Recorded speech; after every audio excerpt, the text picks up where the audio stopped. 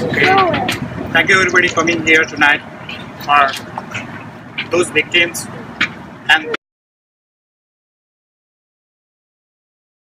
those survivors and those departed souls in the earthquake that is 7.8 Richter scale, and which lost up to now 6,000 people were killed and still counting.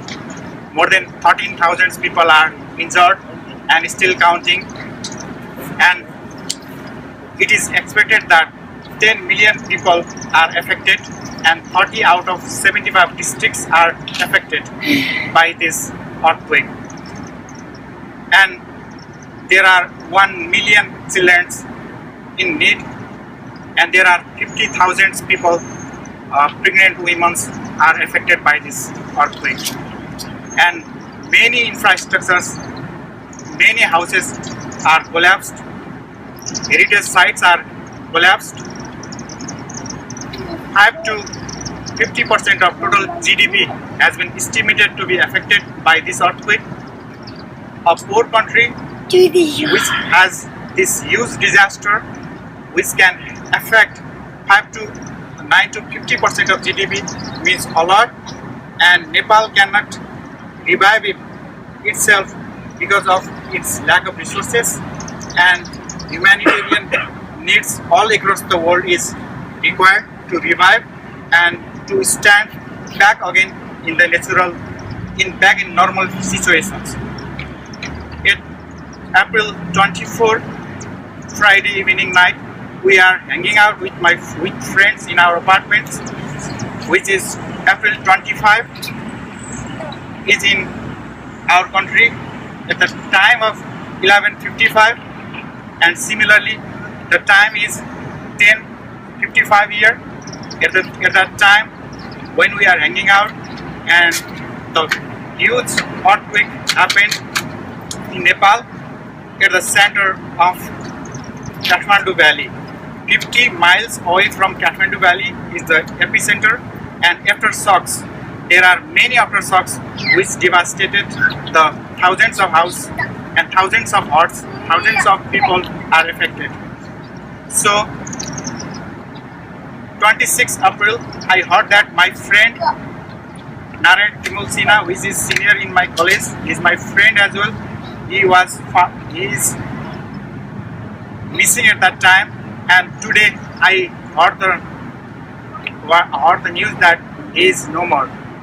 Naren Timulsina and all the lost hearts, all the people who were killed in the disaster. At the current moment, this is the huge humanitarian crisis in the world at the current moment.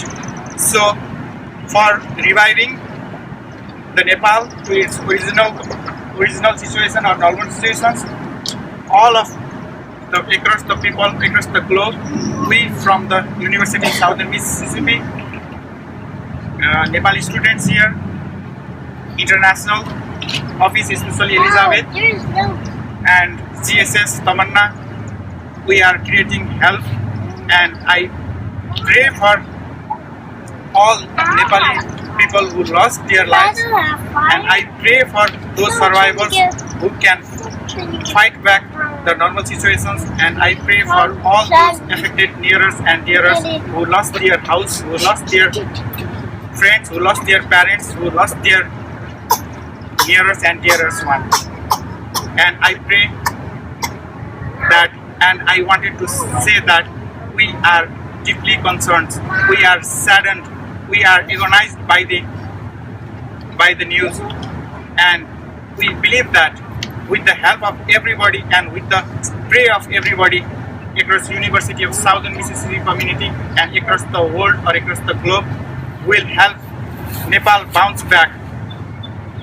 With this thing, I like to see, I will announce that Nepal will bounce back, and I expect that everyone will say Nepal will bounce back.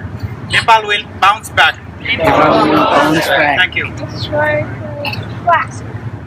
Thank you all for your attention. Now we'll have 5 minutes of moments of silence to show our respect to all who has been found to be dead, who are injured, and yet the rescue operation is carrying out. So from now on, next 5 minutes, we are holding the moment of silence for Nepal.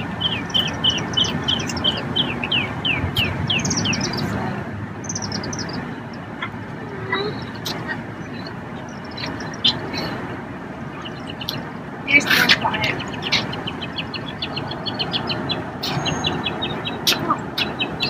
Fire. The fire hall. Fire. Smoke is behind.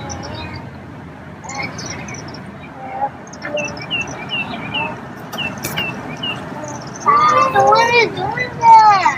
Hey, what are you doing that? What is doing that? Hey, that's the fire.